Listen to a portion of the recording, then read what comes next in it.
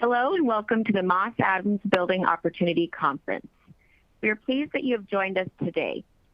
Before we begin, I'm going to play a brief housekeeping video.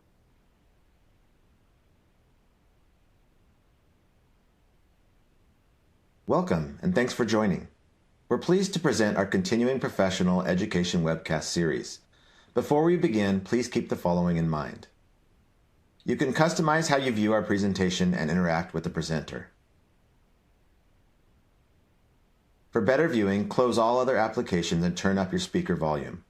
You can adjust window size and placement or enter full screen mode using the controls at the top right of the window or dragging the bottom right-hand corner to resize.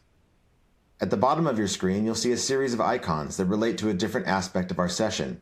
You can download a PDF of today's slides from the Slide Deck and Handouts widget. You can ask questions by typing in the Q&A window and clicking Submit. We'll do our best to answer all questions or follow up via email. If you experience technical difficulty, refresh your browser by hitting the F5 key. Today's session offers 1 CPE credit. To receive credit, you must meet the National Association of State Boards of Accountancy requirements. You must attend at least 50 minutes of the session and respond to at least 75% of polling questions. To participate in the polls, please check the button next to your answer within the slide window and click Submit. We'll track your progress and alert you when you've earned CPE credit.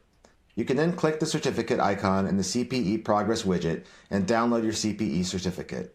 Don't worry if you can't download your CPE certificate today. We'll email you a copy in 2 weeks.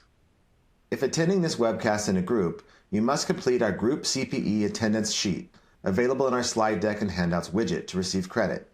Please have all group members sign it and send only 1 sheet per group. CPE credit can only be awarded to participants registered as themselves and isn't available for participants who view the on-demand version. This presentation is not legal, investment, or accounting advice. We encourage you to seek the counsel of a professional service provider to apply this content to your specific circumstances.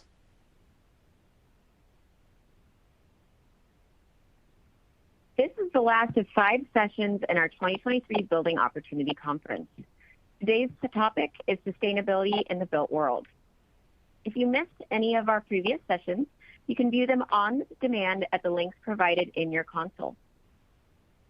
And now, I'd like to introduce today's moderator, Madison Poitras. Madison is a member of the Moss Adams ESG leadership team. She assists clients to identify, measure, and manage their ESG risks and opportunities. Her strong background in the sector has equipped her with a comprehensive understanding of sustainable practices in their interaction with corporate strategies and internal control structures. Madison, the floor is yours. Alrighty, thank you, Carly. So as Carly mentioned, my background has been focused in ESG within a variety of industries related to ESG regulatory compliance, reporting with ESG frameworks, and overall ESG strategy. I'm really excited to moderate this panel today. I know it's going to be a great discussion with unique input from each of our panelists. So without further ado, I'm going to hand it over to our panelists to tell our audience a little bit about themselves. Great, thanks, Madison. I'm David Beck, and I'm one of the co-founders of XL Construction. We're a mid-sized general contractor, and we're located in the San Francisco Bay Area. And for the last 6 years, I've been working with the Google development arm, helping them on their new ground-up buildings. And so really have enjoyed that and happy to be here this morning.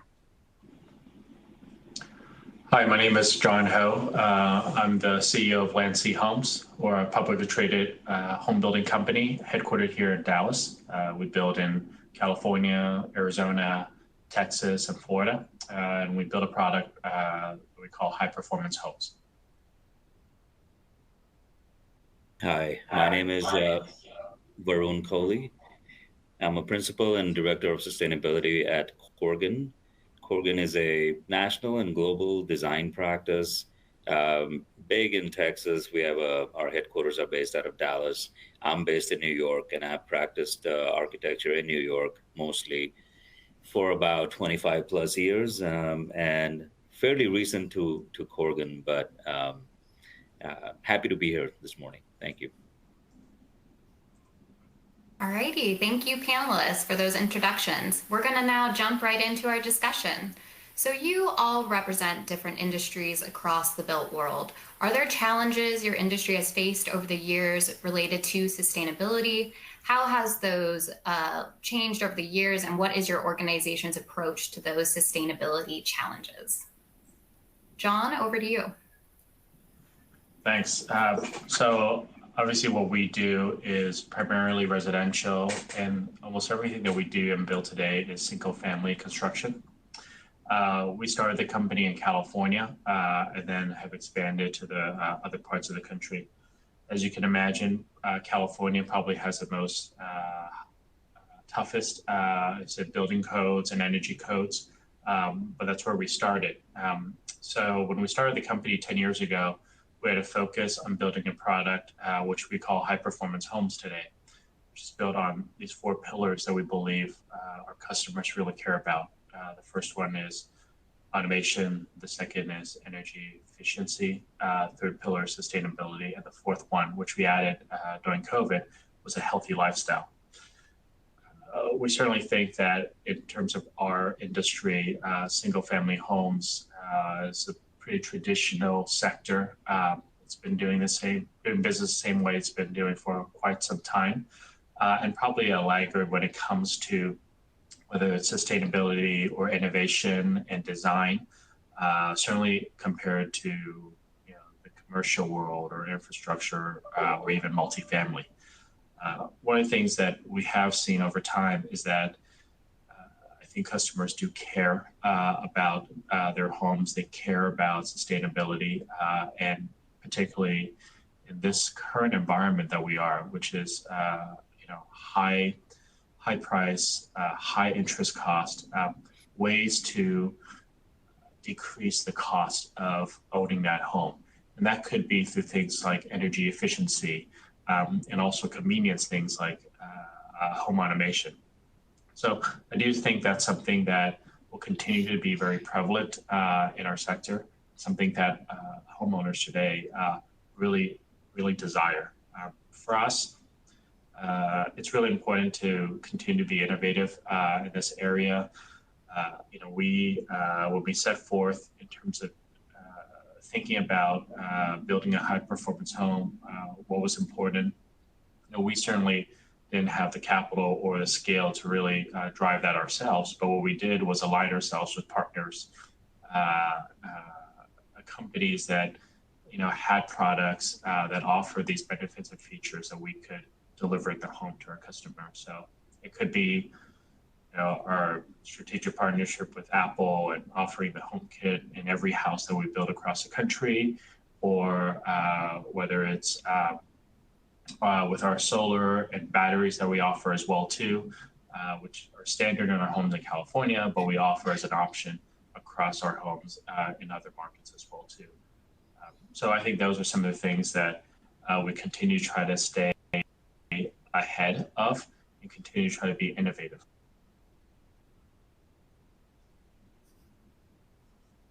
John, and I think like you, we're located in California. We really benefit from it being a fairly sustainable state. I know that current legislation requires almost all of our new projects to meet some sort of LEED certification. And with the Cal Green requirements, that does a lot of work for us in looking at projects and understanding how to deliver them and meeting sustainability requirements. Most of the clients we work for have a great understanding of LEED, and they're pursuing that in their buildings. And so that's really making it easier for us.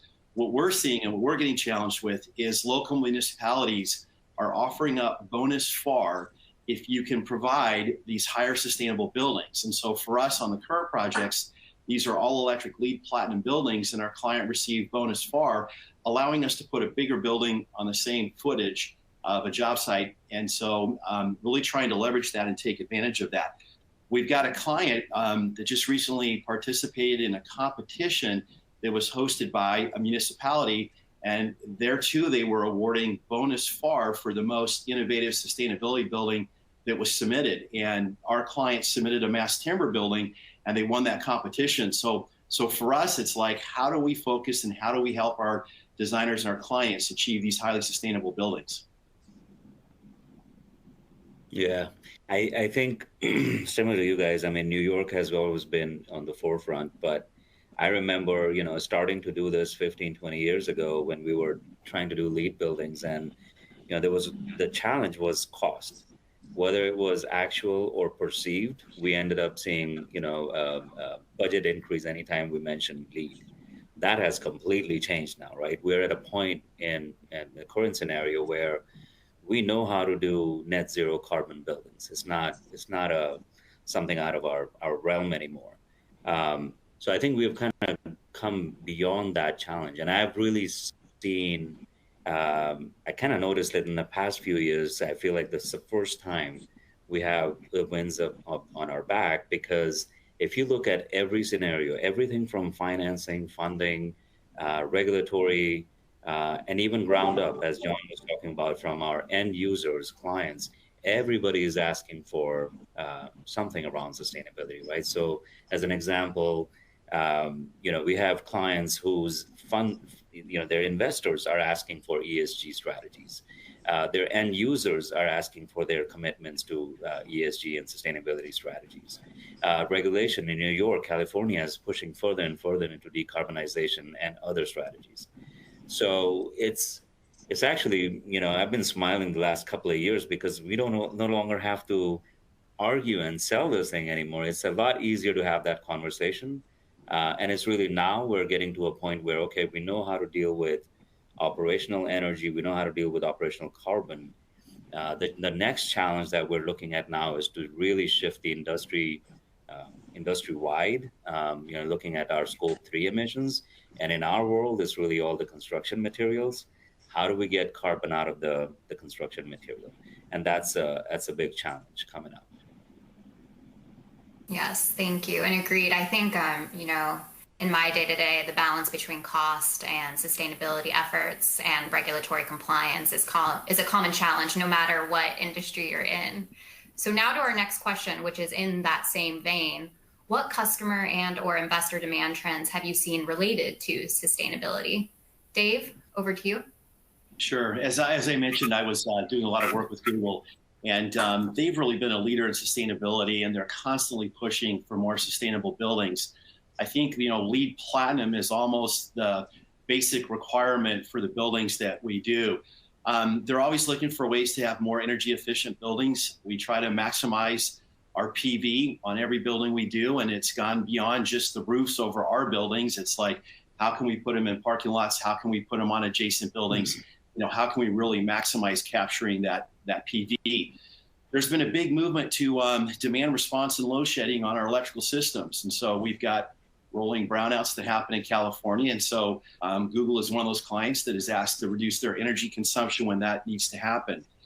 On a lot of their older owned buildings, they're making an effort to get rid of all the natural gas and convert them all over to all electric.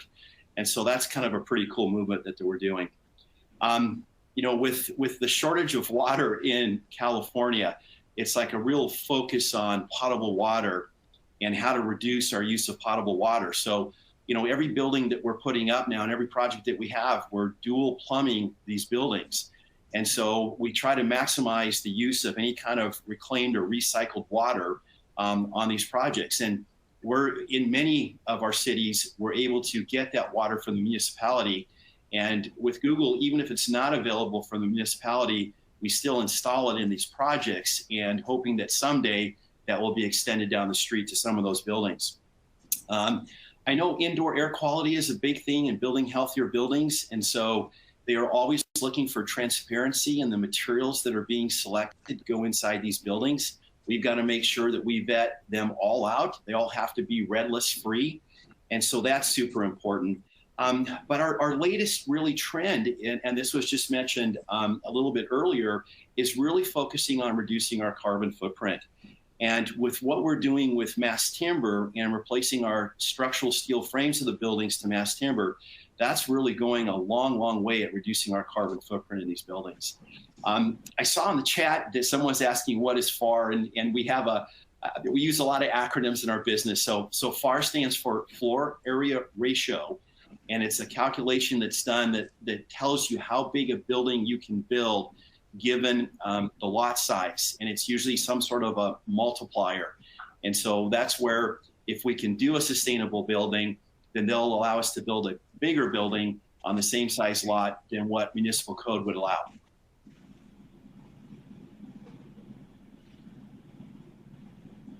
I think there was another question about dual pump plumbing. I think that has to do with. I'm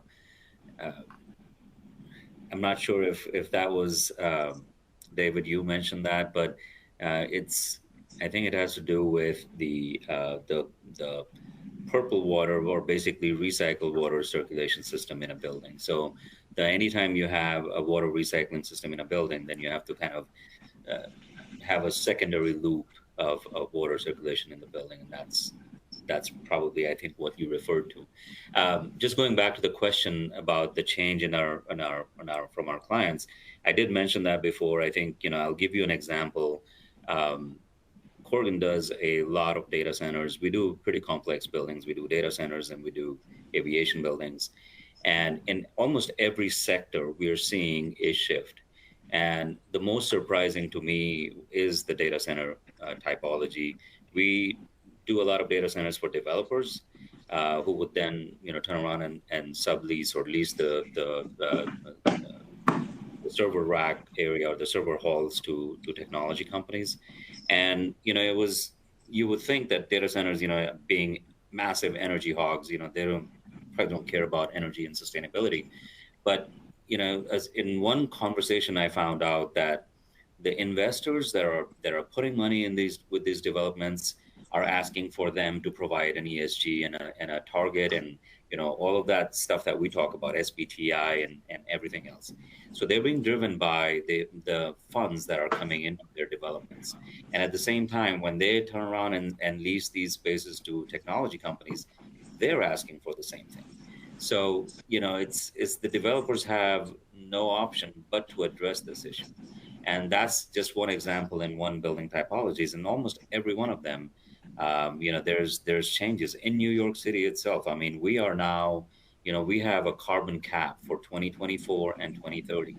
And for 2030, a majority of the buildings in New York City will probably not meet that threshold of the maximum carbon emissions limits. And that will, if you don't meet that target, you'll be imposed a fine. So these kind of regulations and, at the same time, the investors push and the end users, I think it's a completely different market for sustainability, what it is today as compared to, 5-10 years ago. On the home buyer side and the consumer side, I mentioned that in the prior question, our home that we build is primarily an entry-level home buyer, albeit that's a much higher price point in California, which could be around $800,000 versus where we're building in other parts of the country, which is probably closer to $400,000. A lot of that is obviously driven by the price of the land. But as it relates to, what do customers really care about? We actually recently did a poll of our current homeowners and prospective ones as well too. If you ask a millennial home buyer today, number one is probably sustainability from a perspective of, obviously in the office buildings that they work at, or even if they're in a remote work kind of environment, that cost, that energy efficiency, that power electrical bill or natural gas bill at the end of the day is really meaningful to them, because that's a less cost for them, given if there's efficiencies that are built into that home. And then the second one, which is really, you think it'd be really natural, but it's probably more emphasized today in our world, is a healthy lifestyle. We actually started doing this in COVID, and then roll that out across the country, whole home purification systems that are in your HVAC systems. That's probably one of our most popular features in our homes, that everybody wants, clean air and good quality indoor air. So as you think about how much time we spend in our homes today, and given the sort of hybrid work models that everybody has, well, if you're getting in your office, if you work for Google and you're getting in your office, you're going to want it in your home as well too. So those are really important things as homeowners think about the utility of their homes today, how much time they spend, and what they're looking to get out of it. Yeah, thank you, John. All right, I feel like that's a great segue into our first two polling questions. Carly, do you mind bringing this up? Absolutely. Our first polling question is, what industry do you represent? A, real estate, B, construction, C, architecture, D, engineering, E, hospitality, or F, other. The polling questions are located on the slide, so please make sure to have your slide window open. I'll give you a few minutes to respond. Please click the button next to your answer and make sure you hit submit so that it tracks your response. As a reminder, if you would like to receive CPE credit for today's webcast, you will need to answer at least 3 out of 4 of the polling questions.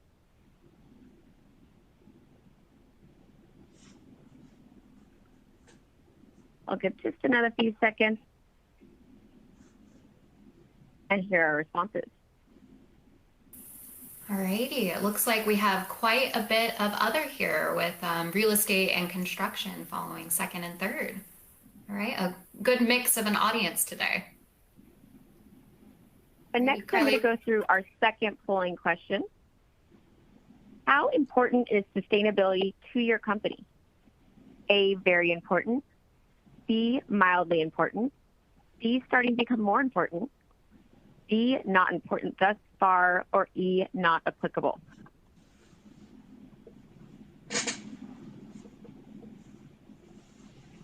Also, as a reminder, you can ask questions directly to our panelists at any time during this presentation. You should see a Q&A section that you can submit your questions, and we will leave around 10 minutes at the end for our panelists to answer your questions.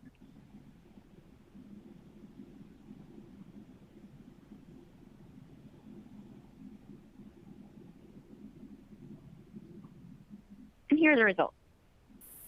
Madison, back to you. Yeah, it looks like sustainability is starting to become more important. So, you know, talking about how it's changed over the years, but it's becoming more of a forefront topic in addition to very important. So not surprising results, I think, for me or our panelists here today.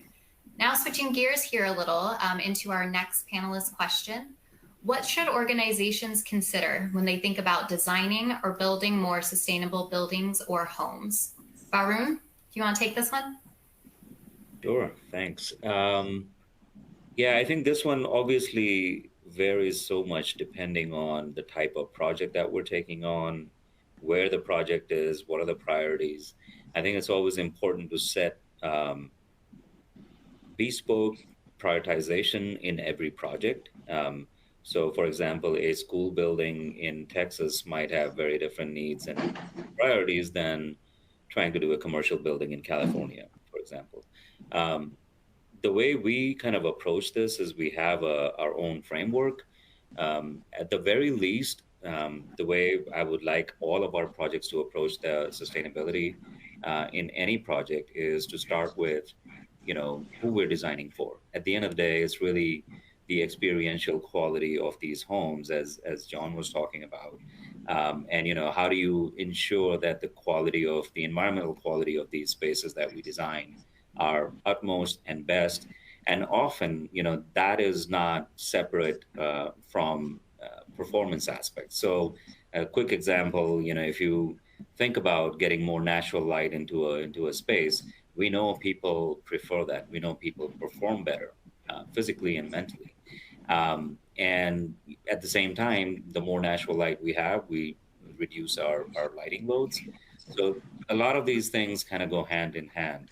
But we always want to start with the idea that, okay, we're designing for people. What are the priorities there, whether it's students or office goers? And then the next piece would obviously be, given the urgency of climate change that's upon us, we look at carbon emissions. So that aspect is really to do with energy savings. So once, you know, having those two clear buckets is important.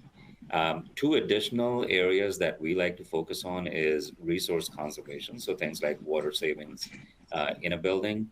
And the fourth one we haven't touched upon a whole lot is resiliency and climate change. As we know, in cities across the world, we're starting to see shift in weather patterns. We see severe flooding. New York has experienced this a lot.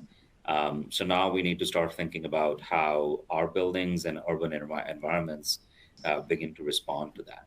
So not a straight answer there, Madison, but the idea is that we try and come up with define the problem for each project and then find the right priorities solutions for each one of them. For us at Landsea Homes, so we we'll buy land in its raw state, get it entitled, do the master plan development, and then build the homes on it. So for us, as we think about sustainability, we think about our high performance homes that we build, you really have to be very intentional and mindful as to not only the design, but the cost of that as well, because it all has to come out somewhere. The market for us, right? The market will bear what it will bear. You won't, at least in today's world, we're not charging more for a house that does have these features versus a home by one of our competitors that doesn't have these features. So how do we do that and still remain competitive? Well, we gotta make sure we're underwriting these deals with that consideration that these are features that we're going to have in our master plan communities. These are features that we're going to have in our homes. So when we buy the land, we residual value that land back, we got to make sure we buy it at the right price. So that's incredibly important to do at the very beginning. And you have to be thinking about that as an organization. It's not just one community or two communities are doing it. We're doing it holistically across the company, all over the country. Now, the design elements, the features that you might have will vary by region. For example, obviously California, particularly in places like northern, southern California, a lot of our master plan communities, you really have to think about fire. And the master plan communities that are being built today have a lot of consideration, a lot of planning that goes involved in making sure that there are barriers when it comes to natural disasters, fires, wildfires. And the same thing goes in a community that we build in Arizona. Obviously water is incredibly scarce.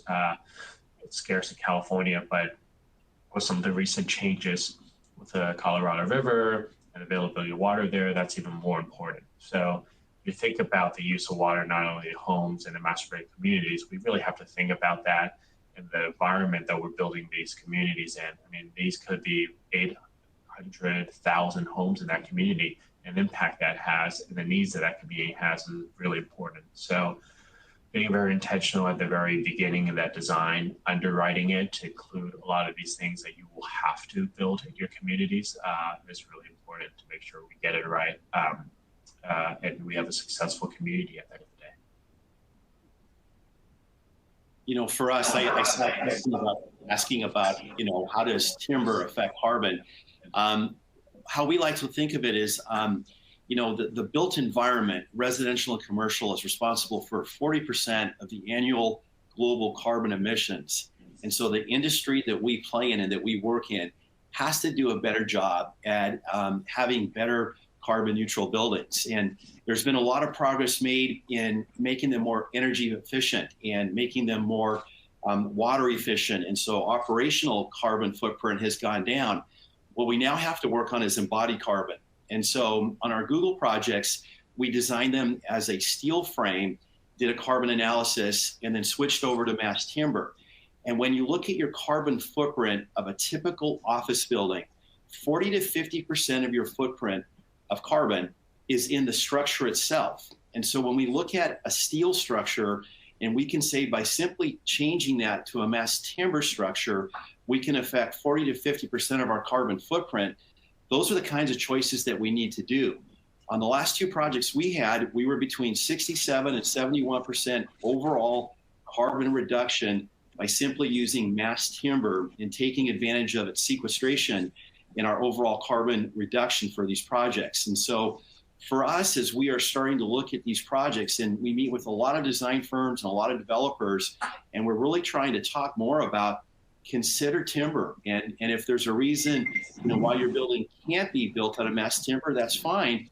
But for typical office buildings, in most cases, there's no reason why we can't do this. And so we're trying to push the industry along and consider timber and the benefits of it, the sustainability efforts of it, and its lower carbon footprint to really help us in the buildings we create.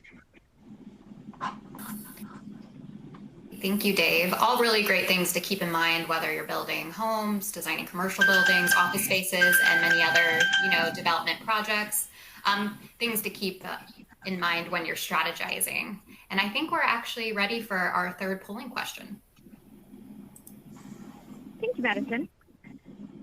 Our third polling question is, have you seen an increase in customer demand around sustainable practices? A, yes, B, no, or C, not applicable? I'll give you a few moments to answer the question. Again, make sure that your slide window is open. Please click the button next to the answer you choose and make sure to hit submit so it tracks your response.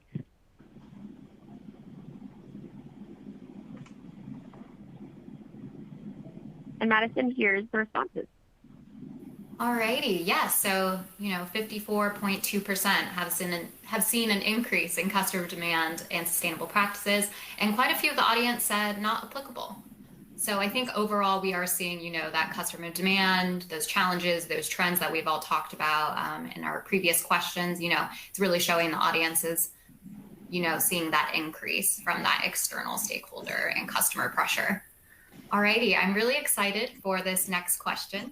What strategies have you employed around implementation, tracking of metrics, and reporting around green initiatives? Dave, do you want to take this one first? Sure. Well, at the beginning of this year, 2023, we published our first ESG report. So this is an environmental, social, and governance report. And the idea was to really have better transparency to all of our employees about what we're doing with all those topics, to establish some goals and then provide some feedback. And so as we own our own buildings, we want to track the energy performance, and we have installed way more PV than we had many years ago. And so we're doing that to offset our energy consumption. Back in 2020, there was the California 2020 Building Challenge, and this goal was to reduce energy, water, and waste by 20%. And what we found out there when we started looking at energy usage, really we could make pretty easy changes to improve our equipment for equipment performance. But it was our employees and their use of power in their cubes, and it's really their habits that we had to work the hardest on. And as we started walking around our buildings and looking at the cubes, we would find everybody having their own personal electric fan. They would have their own personal electric heater below their desk.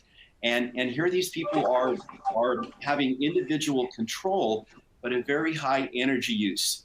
And so what we saw there was, hey, let's look at how we're controlling the building. Let's set up some goals. But the most important thing was to provide feedback. And so in the lobby of our building, we installed a monitor, and it provided, daily, weekly, and monthly feedback on energy and water use.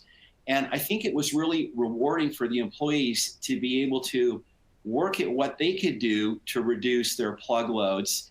But they got immediate feedback. And so coming in and out of the building, you would take a look at the monitor and say, how did we do today? Did we meet our goal? How are we doing compared, to prior months and prior years? So I think it's really trying to work on behaviors and how to, get great behaviors out of your employees, and providing real-time feedback is a real key goal there.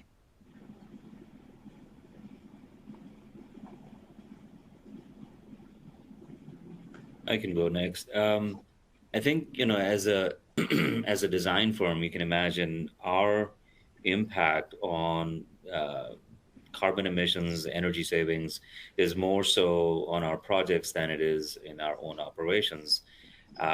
So we've committed to this challenge that's called the AIA 2030 challenge, which basically says that we accumulate as much data as we can on our projects that are around whether it's predicted energy use, when we run energy models on these projects, or even if we don't have that, are we complying with any kind of energy code? Do we have information such as lighting power densities in smaller interior projects?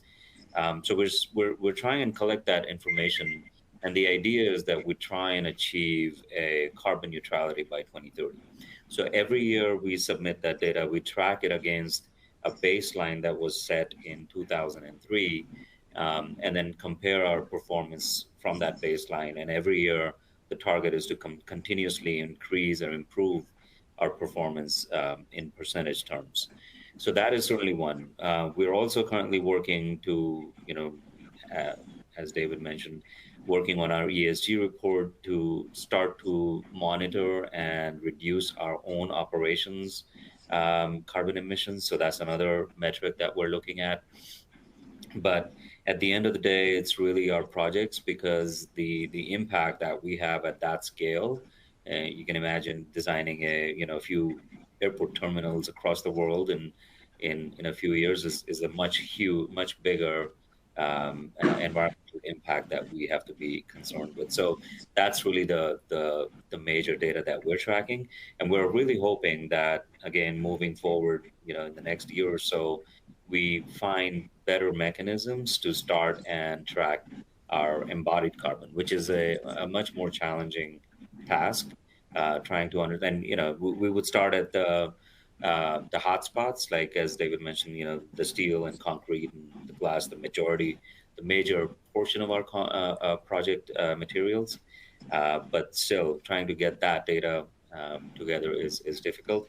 I think somebody asked the question regarding what kind of tools we use to calculate embodied carbon.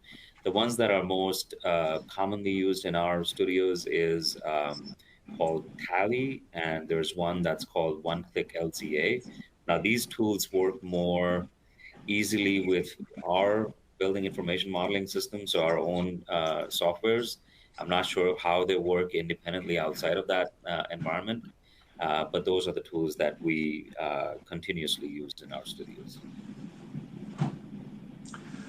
Yeah, just quickly for us, we went public about 3 years ago. We're on the NASDAQ, and although there isn't a requirement yet for ESG reporting like there is in Europe, it is something that we certainly are trying to stay ahead of and be proactive around. Even despite being a newly public company and a small cap home builder, we have engaged some consultants that are preparing our first ESG report to be published this year. For us, obviously, with the homes that we build, the footprint, we are a general contracting firm, but a lot of our business relies on trade partners and subcontractors in each of our markets. And a lot of these subcontractors are quite small. The electrician or the plumber or the framer, these are small mom and pop companies that really participate in the building process with us. So for us, a lot of that, in order to measure some things like carbon and waste, does require a big lift for the home builder. And then engaging with our subcontractors to get them involved early so that we can make sure that we're tracking the things that we want to track and publish and disclose in our ESG reports. So something that will take time, a lot of effort, something that you probably have to engage, and we have to engage a lot of our trades very early on, in the life cycle of a community. Madison, I had a question come up about engaging designers. I know for us, our delivery method is design build. And so I've got to compliment the client on choosing that delivery method, because you're pulling everybody in during design to offer up the best critique. We use a company called Atelier 10, A10. They're in San Francisco, and they do the whole life cycle carbon analysis for us on our projects. And I talked earlier about it's easy to pick mass timber over steel. But there's also choices. We look for, how we reduce our cement content in our concrete. We need to look at, where material is sourced from, and the more we can choose more local material instead of using tile from Spain, let's pick something that's made in California. These are all really great choices. We selected rebar that's called Nucor rebar, and this came out of Portland, Oregon, and it's manufactured using hydroelectricity. And so it's got a much lower carbon footprint. And so if you can have the dialogues during design to make those selections with information, informed selections, then we can design the building and we can specify the material that meets those objectives. But you have to have those people sitting around the table together at the very beginning of design. This is like as soon as we kick off SD, and quite often we're setting these goals at the end of concept to understand how we can deliver those. Thank you, Dave. Yeah, I think also, no matter what industry you're in, for Moss Adams, but all of you all talked about an ESG report and developing those KPIs or OKRs specific to those green initiatives, right? So I think a lot of a good starting point is that materiality assessment and understanding what's important to your customers, what's important to your stakeholders. From those materiality assessment results, you can start developing that ESG strategy, including technology implementation, monitoring, and then a roadmap for future reporting based on those green initiatives. Alrighty, I think this is a great, segue into our last panel question, and then we'll go into our final polling question, and then we'll get to some Q&A. I see some really good questions here. So panel question number 5, looking to the future, what would you say organizations should focus on? I'll start. It's a pretty open question. I think, again, similar to, where do you think, personally speaking, where do you see the biggest impact in your own work? And, I always thought that, when we do architecture, it's not that we are abandoning our principles of, design and architecture and just kind of chasing sustainability. They're not two and separate things. So aligning our core values, aligning our core work with sustainability, finding the synergies and alignments are so important. So, I've given examples of how creating spaces that are wonderful for its occupants at the same time are performing better for the environment. Those are the solutions that we have to look for.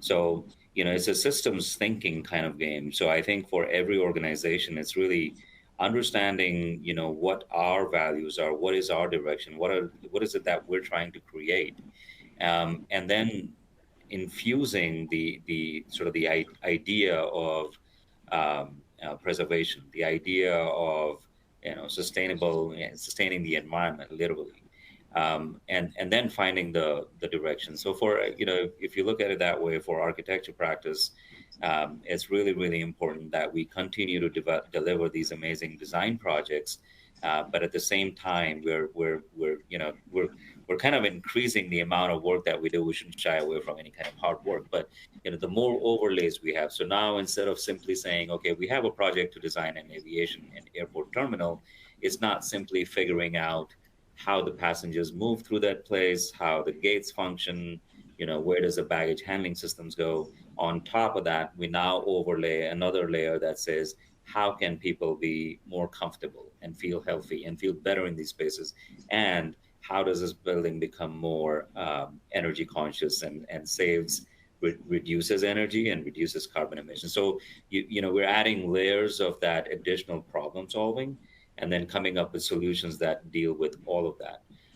So it's a bit of a more bespoke direction as to what we all need to take, but I think it's so important to align that with our own core values and what we are trying to achieve.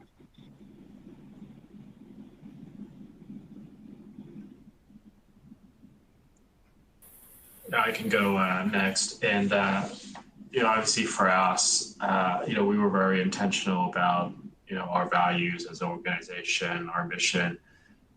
We go out there and just build a regular single-family home that everyone's been doing and continues to do. But we were very intentional about, hey, as an organization, in our DNA, what do we really care about?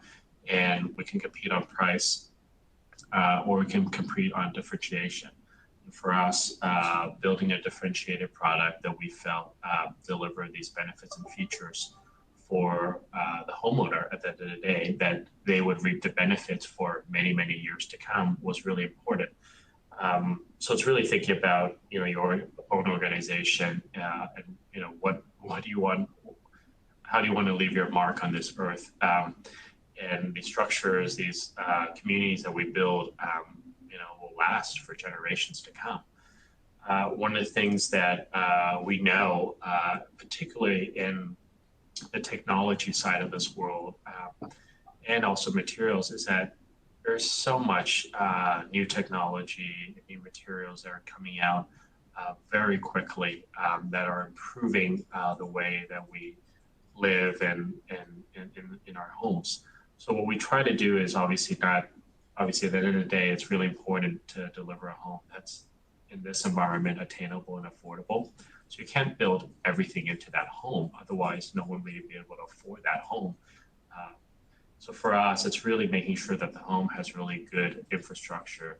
And what I mean by there are, whether it's the pre-wiring for the solar, or whether it's the Wi-Fi infrastructure in these homes, we're trying to build these homes that are very adaptable and capable of adding these new peripherals that come out, whether it's the new irrigation monitoring device that just came out, or the lighting efficiency, or security. A lot of these things are coming out that are great for homes that we live in, can be really easily added to a new home, particularly a new home construction.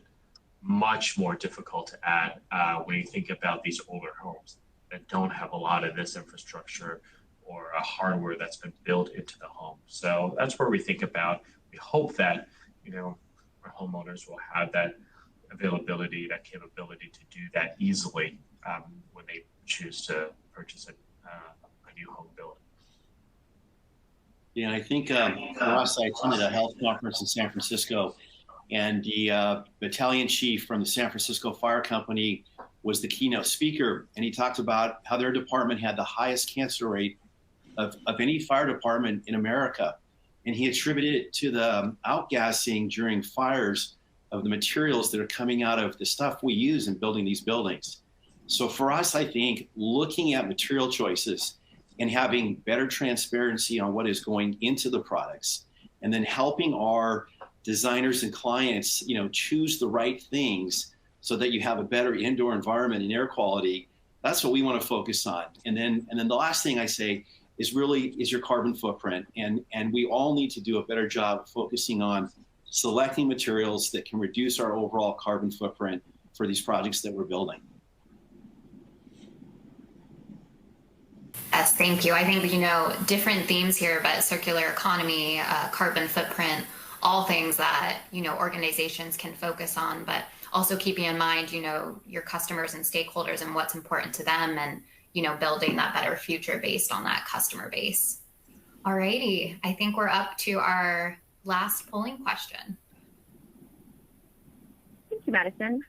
For our final polling question, what is the main challenge your company has faced related to sustainability? A, cost. B, strategy around sustainable practices. C, tracking and metrics. D, other. Or E, not applicable.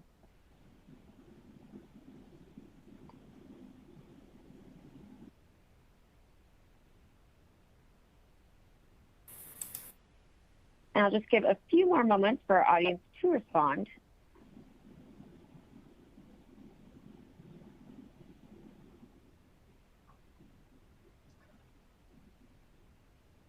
As a last final reminder, if you'd like to submit any questions for our panelists, please refer to the Q&A window to submit your questions.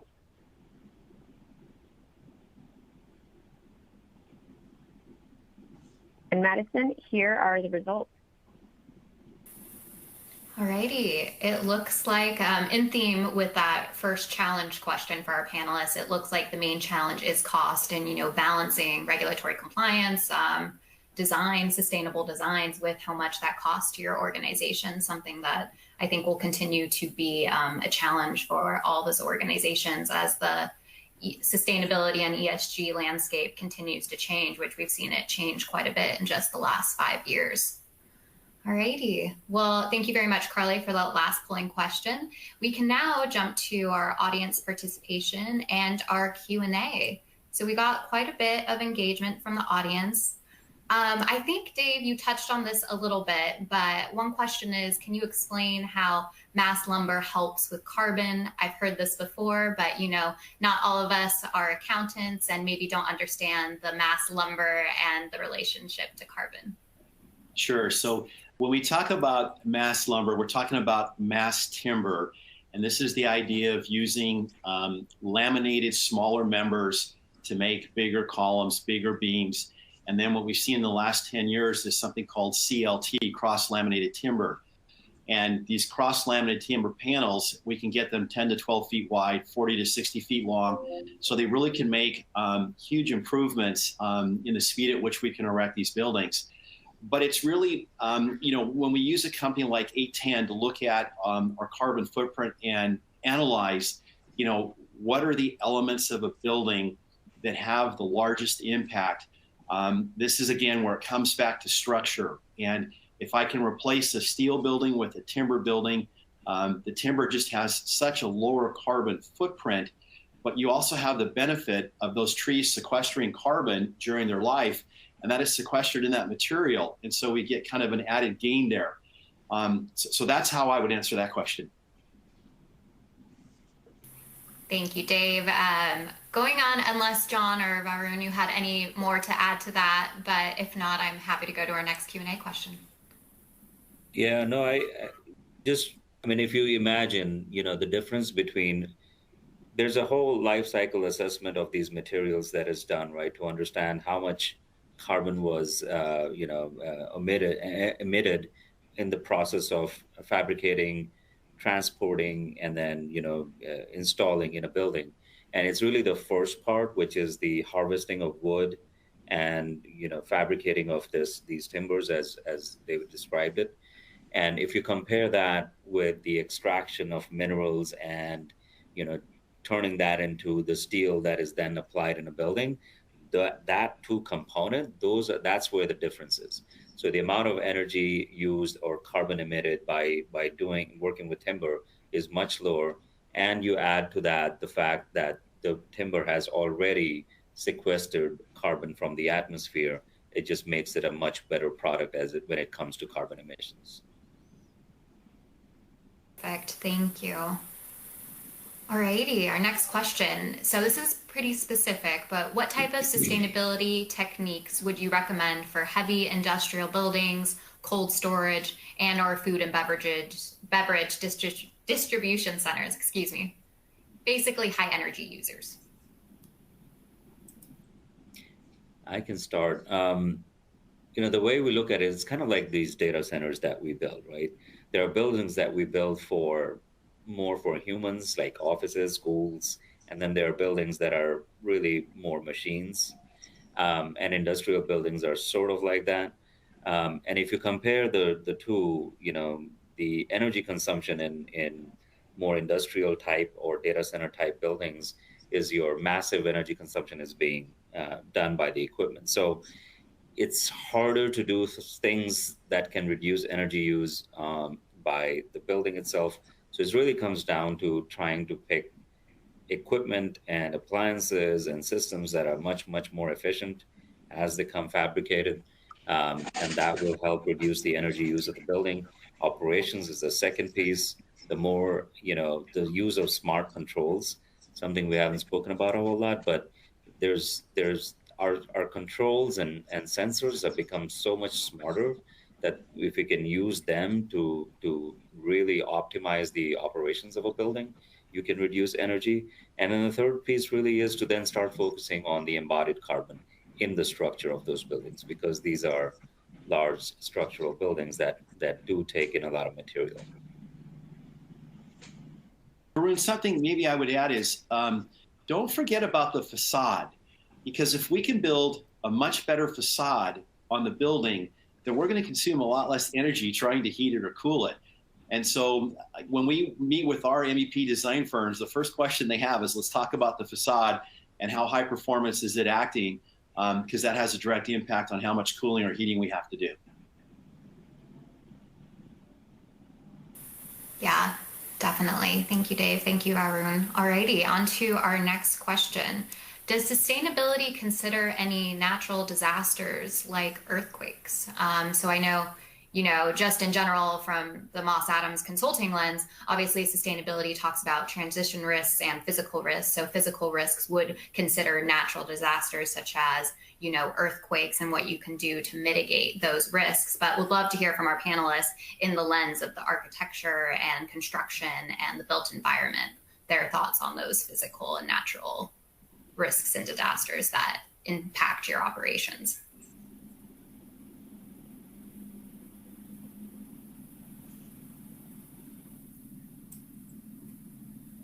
I think maybe take a shot at it this way. We try to consider building a more resilient building. So in the Bay Area, this is all zone 4. So we have high seismic events. And what we're seeing is a lot of new research being done in timber buildings about more resilient connectors. And so the buildings will move and sway during an event, but the connections have been designed to kind of return them to their natural plumb position. And so I think looking into the future, we would look to see these timber buildings behave and not yield like a steel or a concrete building.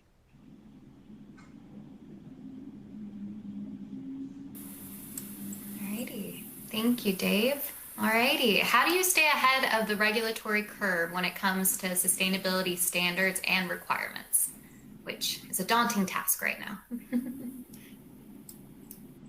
Constantly reading. And it's different in every jurisdiction. We just get a call from a client in Boston.